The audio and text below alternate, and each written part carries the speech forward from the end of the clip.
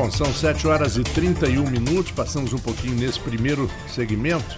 Nós vamos tentar então fazer o seguinte, o Arnaldo, para que a gente não interrompa o debate, vamos unir dois blocos comerciais, o de 7h40 e de 8h. Okay. E vamos até 8h e depois de 8h às 8h30 com o nosso papo, debate, chamar de debate, mas é mais um papo, mais uma conversa, exposição de opiniões, porque se todo mundo tivesse a mesma opinião, o mundo ia ser muito chato, não é verdade, Arnaldo? Já tá chato, né, com uma política aí de rapaz. Censura, quase como uma censura, não politicamente correto, enfim, já vivemos um mundo que não é mais tão agradável, né? São tantos posicionamentos extremos, tanto de um lado quanto de outro, tanto de extremos para a direita quanto de extremos para a esquerda, que a gente acaba ficando aí numa condição muito delicada, digamos assim, né? Para não usar um termo mais chulo. Mas, enfim, vamos começar aqui esse debate. A gente está recebendo, agradecer muito a disposição dos dois, o promotor Marcelo Lessa, Margarida Estela, que é presidente da Comissão de Diversidade de Gênero da OAB. E vamos começar com um assunto que foi polêmica no país inteiro com relação às decisões na Bienal do Livro. Primeiro, o prefeito Marcelo Crivella manda fazer uma inspeção. Tudo começa com uma história em quadrinho em que tem dois personagens, que são dois homens, se beijando. O prefeito Marcelo Crivella, ele vê aquilo ali como uma questão de exposição sexual, que o livro deveria estar lacrado, como prevê o Estatuto da Criança e do Adolescente. Deveria estar lacrado com informação de que haveria uma imagem pornográfica. Essa decisão ela é homologada também pelo Tribunal de Justiça, o presidente do Tribunal de Justiça do Estado do Rio de Janeiro, e depois chega ao Supremo, que manda liberar, fala em liberdade. Eu queria saber primeiro o posicionamento, começar com a Margarida, saber o posicionamento de vocês com relação a todo esse imbróglio, se vocês acompanharam essa questão, e qual é o posicionamento de vocês com relação a essa questão da Bienal. Bom dia, Margarida. Bom dia, doutor Marcelo Lessa. Bom dia a todos, né? O que acontece é o seguinte, existe, atrás de tudo, uma ligação do LGBT ao sexo, entendeu? Somente ao sexo. A população LGBT é como outra qualquer população, entendeu?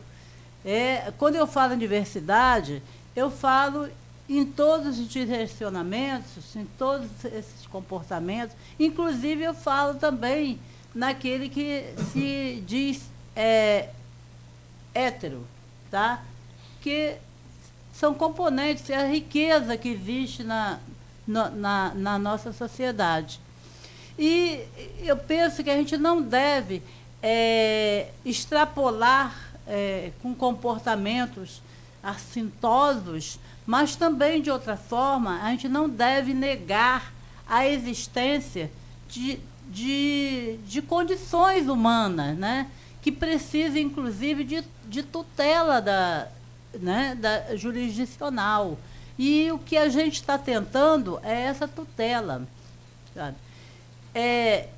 Um beijo é um beijo. Entendeu? Não adianta você negar. E me parece que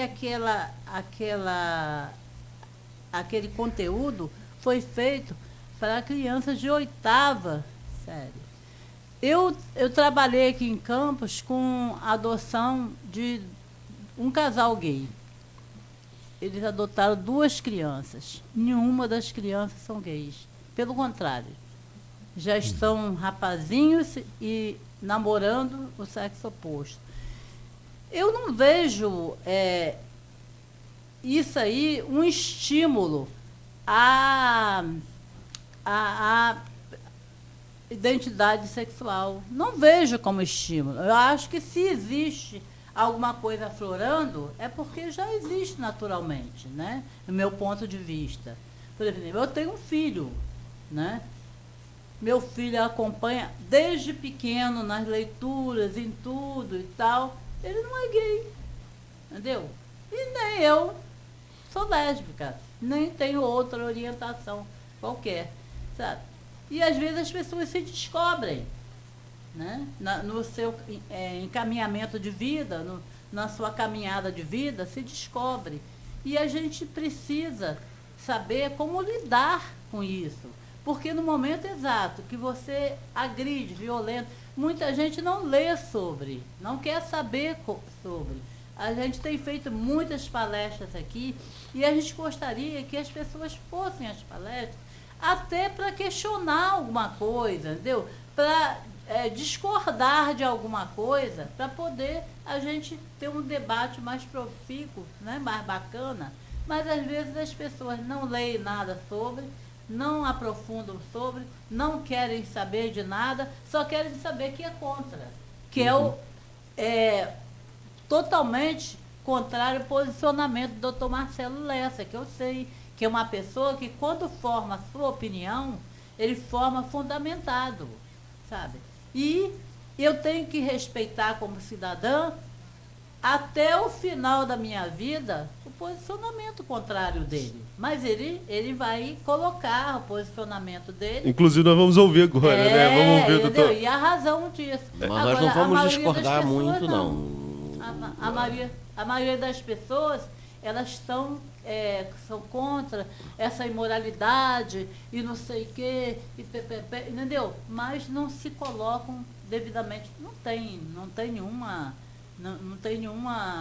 consistência as colocações delas. É isso. Bom dia, amigos, bom dia a todos, ouvintes. Nós não vamos discordar, em essência, muito daquilo que a doutora Margarida disse, de uma forma muito sensata, inclusive. Em primeiro lugar, eu quero dar parabéns a vocês, né, a Folha, por trazer esse tema, que é um tema tão polêmico. Realmente é um debate trazendo duas pessoas que podem ter algumas divergências em alguns pontos, mas acho que ambas têm a sensatez em comum de que é preciso se ter o respeito à opinião alheia. Não foi o que foi visto na grande imprensa, logo depois que saiu a decisão do presidente do Supremo Tribunal, que ocupou quase que um quadro inteiro do Fantástico, desinformando e distorcendo a decisão que foi reformada, como se ela tivesse proibido a venda daqueles livros, o que não foi o caso. Não houve nenhum ato de censura no sentido de proibir a venda daqueles livros da Marvel, em que apareciam lá os dois homens se beijando. O entendimento que foi adotado pelo presidente do Tribunal de Justiça do Rio de Janeiro, que cassou uma liminar concedida numa ação ajuizada contra o ato do prefeito Crivella, que teria mandado recolher e obteve uma liminar proibindo de recolher, e ele então cassou a liminar que proibia de recolher, no sentido de que poderia então ser recolhido se não tivesse lacrado. Em momento nenhum ele proibiu que o livro fosse vendido. O que ele enfatizou, e aí a meu sentir, posso estar errado, com razão, é que o conteúdo deveria vir como estabelece expressamente o Estatuto da Criança e do Adolescente, que nesse ponto ainda não foi declarado inconstitucional, tão somente para que os pais, advertidos do conteúdo, pudessem decidir se, de acordo com a sua visão de vida, que pode estar errada ou certa, não importa, aqui não é o mérito, não se trata do mérito da questão, mas para que os pais pudessem antes decidir se julgavam, podiam estar mais errados nessa perspectiva, mas para que os pais decidissem, antes que seus filhos vissem, se julgavam aquele conteúdo adequado à visão que eles, pais, têm da forma como eles, pais, acham que devem educar os filhos.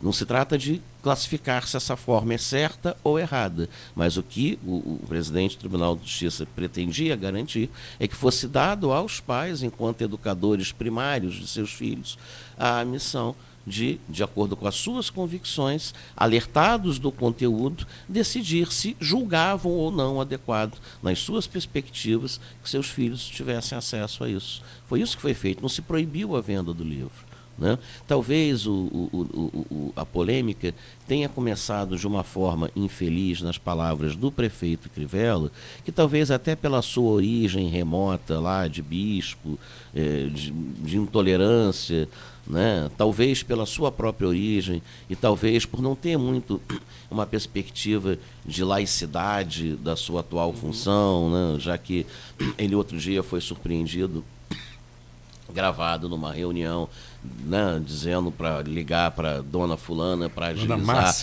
a dona Márcia, para agilizar a vida dos irmãos da igreja sempre que precisasse do município. Então, talvez por ele não conseguir um pouco discernir o papel do bispo Crivella que merece todo o respeito enquanto assim foi professando a sua convicção religiosa. Eu falo isso muito à vontade, porque eu não professo nenhuma outra religião, então eu posso falar isso muito à vontade, do papel do prefeito Crivella, que enquanto prefeito, não importa se na sua origem era católico, protestante, umbandista, não interessa, ele tem que ser laico, como manda o Estado.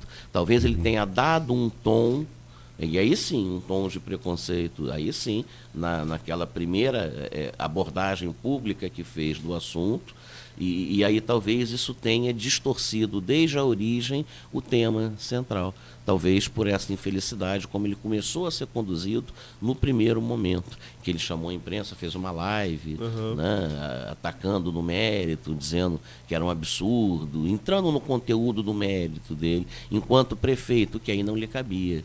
Né, na medida em que o fundo foi mais importante que a forma. A questão ali era a forma, não era o fundo.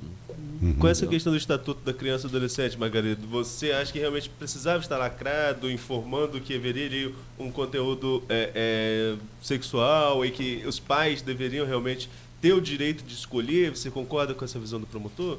Olha, eu concordo que cada pai tem o direito de escolher a educação do seu filho. Concordo sim, entendeu? Mas eu ainda não associei essa questão ao ECA, entendeu? Mas discordo que seja colocado quaisquer questões, né, que digam que não são os pais que encaminham a educação dos filhos.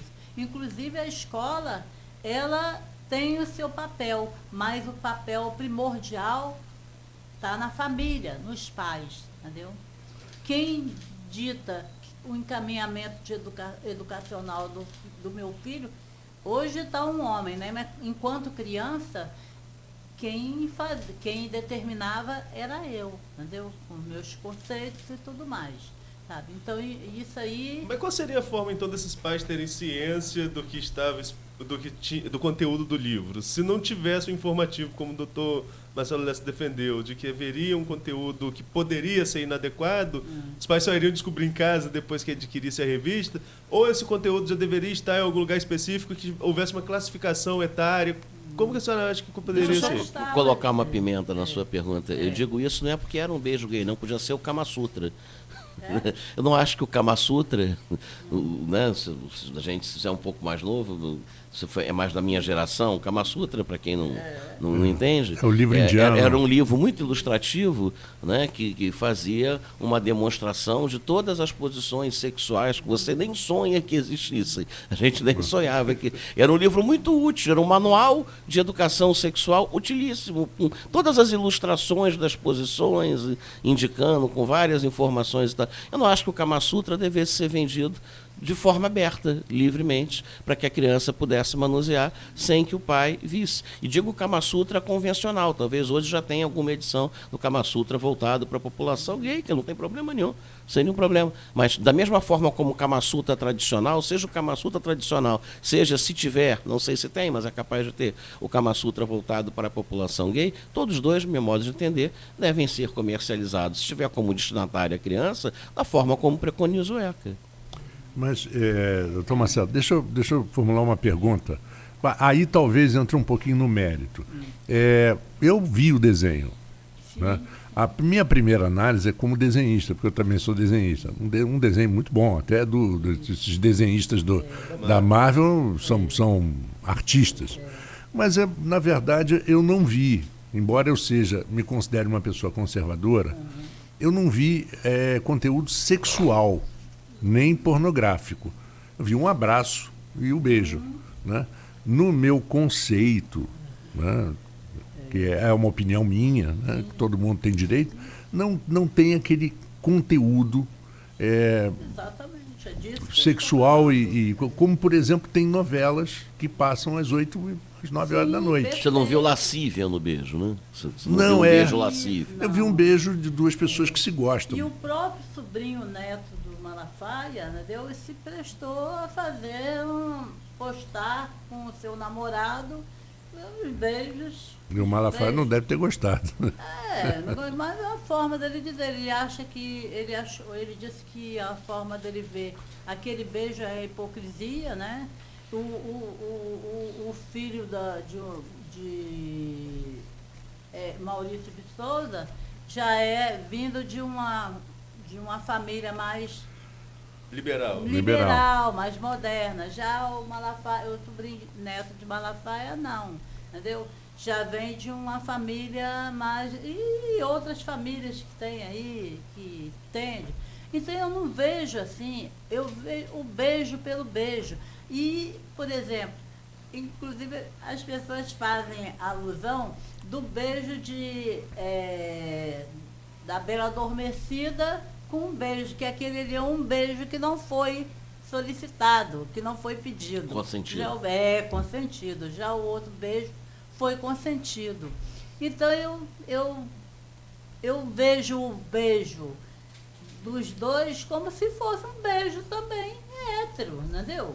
É porque as pessoas isso aí foi abafado durante milênios e tal. Eu lembro que tinha uma vizinha que o tio era gay. E tem uma coisa, ele saía na rua, entendeu? Atrás dos seus parceiros e ficava moreno, você... E a gente pegava, entendeu? Então não adiantava esconder que a gente pegava, sabe? E eu acho que mais imoral é a fome, sabe? É a miséria, é a falta de respeito com as pessoas. Então, é isso que eu vejo.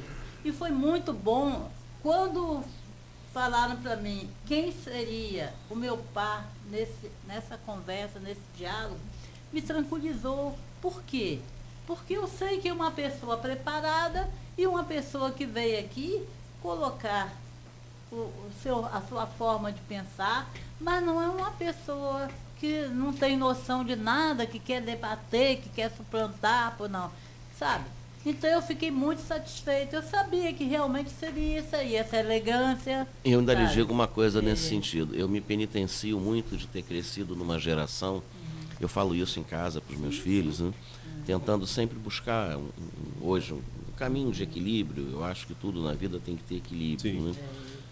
Esse debate tão palpitante em torno da ideologia do gênero talvez se dá, em tese, pela falta de parâmetro do que seria razoável, como a senhora mesma falou.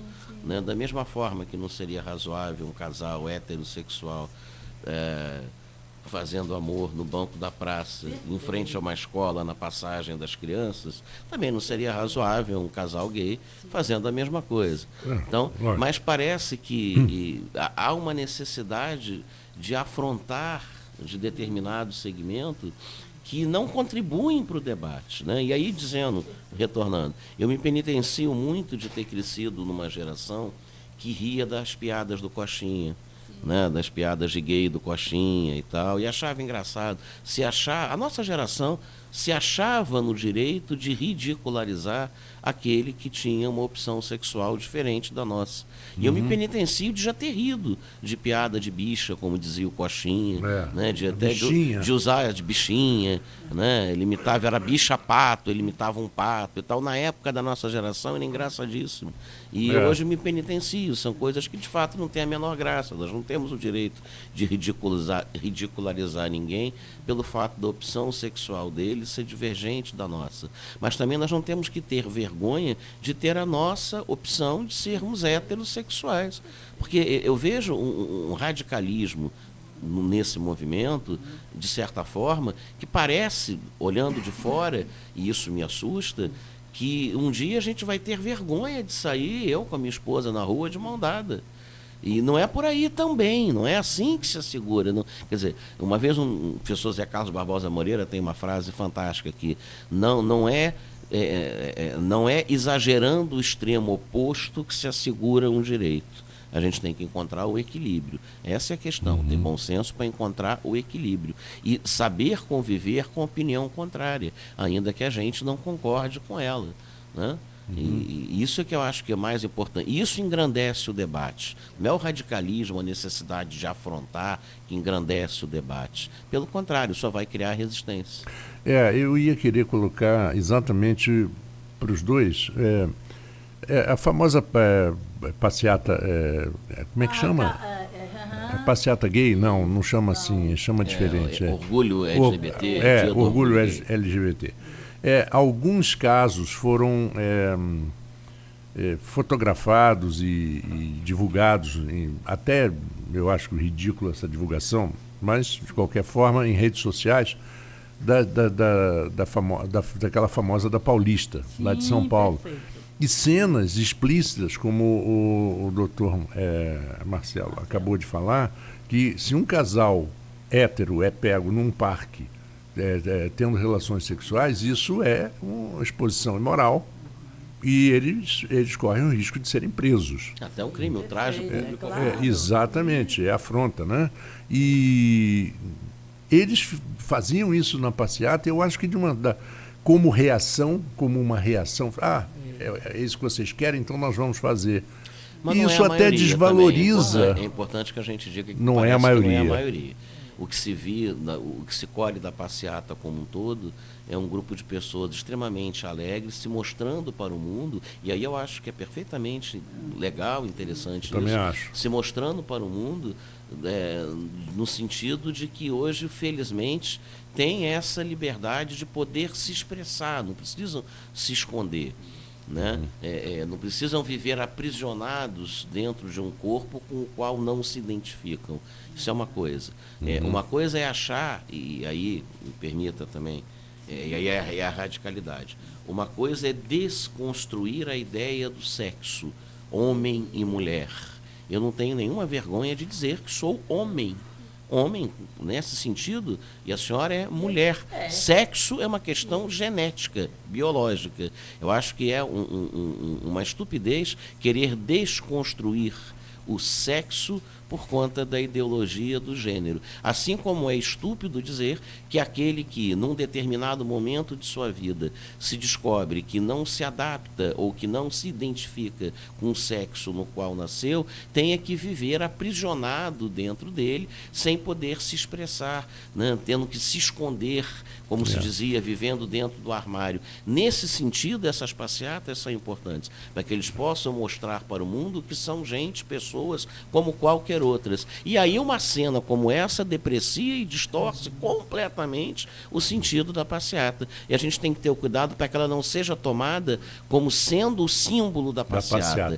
E, aliás, os próprios organizadores deveriam ter o discernimento de isolar aquele indivíduo e censurá-los, inclusive. Porque não é esse o propósito dessa mobilização, dessa passeata. E essa passeata tem que conviver com o mesmo espaço, com o mesmo glamour do que teria uma passeata da família tradicional. Então, se aquele movimento tradicional que a Igreja Católica tem, como é que é, o TFP, quisesse também fazer uma passeata exaltando a visão tradicional da família, teria que ter também o mesmo respeito, o mesmo respaldo e o mesmo espaço de todos. Essa é a democracia. Isto é a democracia. De grande preocupação minha. Inclusive, o que acontece é que a preocupação da OAB é com direitos. Né? E quando chega nas paradas gays, aparece pessoas de tudo quanto é canto, às vezes, que não está ali para se divertir, não. Está ali só para aquilo ali. É igual aqueles black blocs que se infiltram numa manifestação legítima, numa reivindicação legítima, para fazer quebra-quebra. É verdade. Aquilo é crime e assim tem que ser tratado. Não se trata de criminalizar a manifestação, se trata de identificar um grupo de pessoas que praticaram atos criminosos. E fora disso, não interessa. A gente chama, vamos estudar, vamos lutar pelos direitos e tal.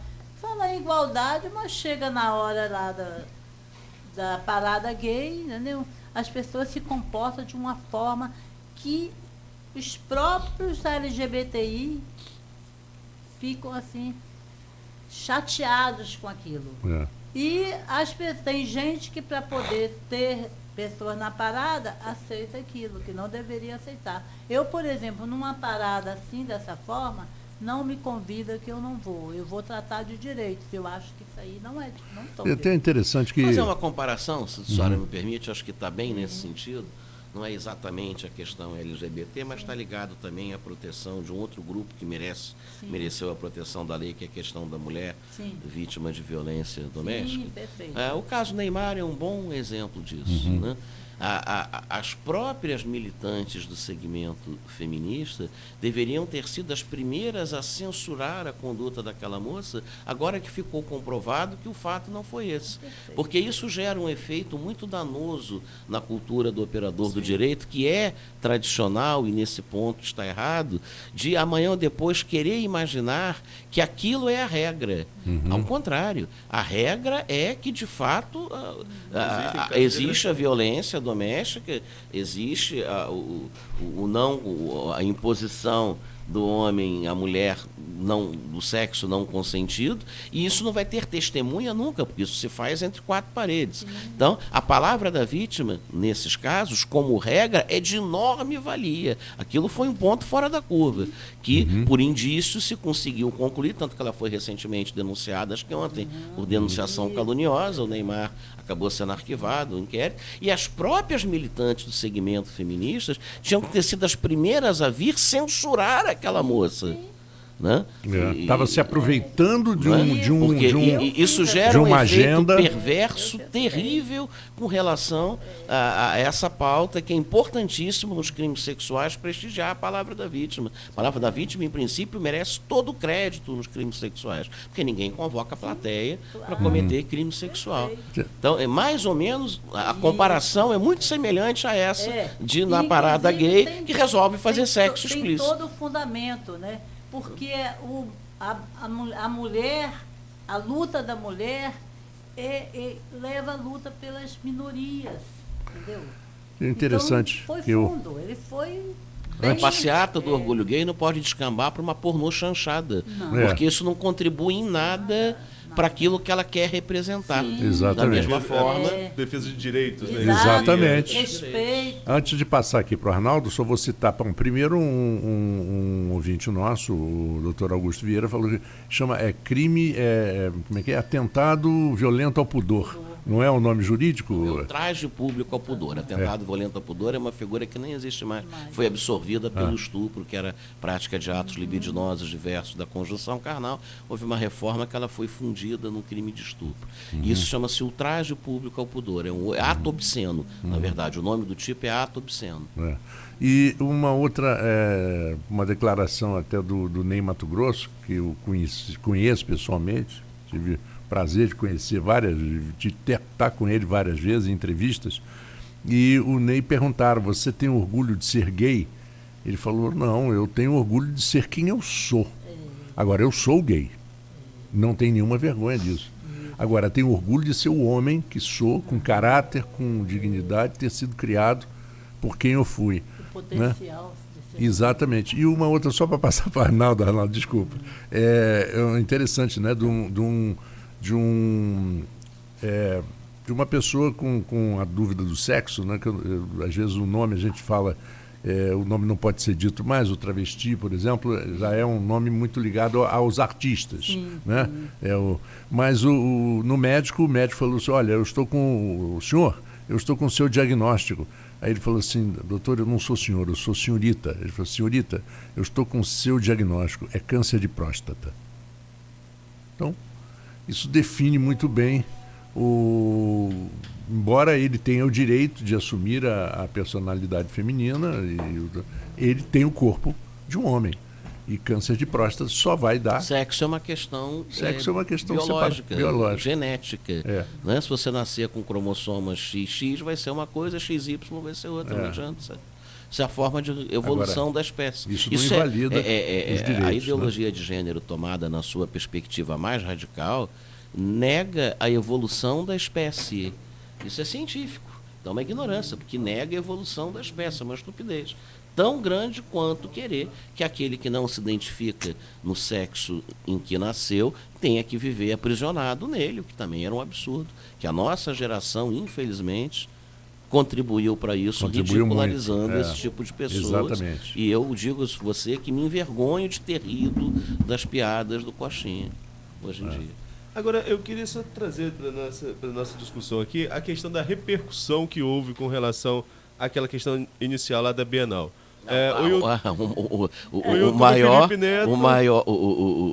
O maior merchandising para a venda foi feito pelo Crivella. Pelo Crivella, né? Que se esgotou rapidamente. O maior vendedor. Ele merecia até a comissão. Mas agora essa repercussão, por exemplo, porque a gente vive num momento de sociedade que é de autoafirmação das minorias, né? Que é super válido, na minha opinião, essa autoafirmação, mas que, por exemplo, o Dr. Marcelo até escreveu isso no artigo dele. Se você se coloca contra aquela revista, você vai ser massacrado. Se você se coloca a favor, vai ser biscoiteiro em rede social, como a gente fala, né? Vai ganhar ali suas likes. As pessoas perderam a capacidade de respeitar a opinião dos outros. Isso não é democracia, preciso que se entenda isso. Democracia. Aí logo vem o rótulo. Do que eu concordo. Exatamente. Eu sou democrata na medida em que todos pensem como eu. Isso é muito ruim em qualquer sentido, né? A democracia, a ditadura militar é tão ruim quanto a ditadura gay, quanto a ditadura do negro, quanto a ditadura...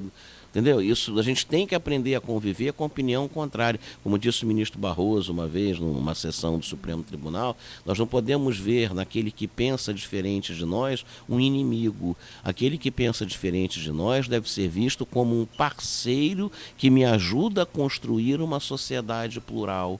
Achei aquilo genial como ele é, né? Sim. Bem na genialidade do ministro Barroso. Então, quem pensa diferente de mim não é meu inimigo, e sim um parceiro que, num debate comigo, vai me ajudar a construir um pensamento plural. Doutor, o senhor não acha que no afã de impedir a homofobia, cria-se uma heterofobia? É isso que eu ia dizer.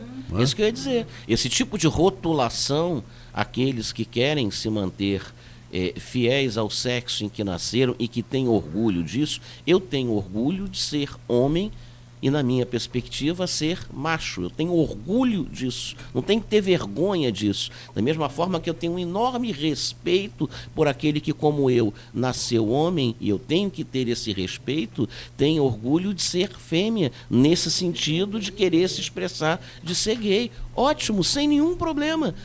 Nós temos que saber conviver um com o outro no mesmo espaço, sem que um queira impor a sua preferência, a sua, enfim, o seu posicionamento com relação ao corpo em que nasceu ao outro. Porque senão, tanto quanto a homofobia é lastimável e deve ser coibida, a heterofobia também é. Quer dizer, nós não temos que ter vergonha de sair com as nossas esposas de mãos dadas na rua, assim como aqueles outros que querem sair com os seus esposos, os dois casais do mesmo sexo, também não tem que ter vergonha de fazer. E nenhum de nós tem que também escandalizar.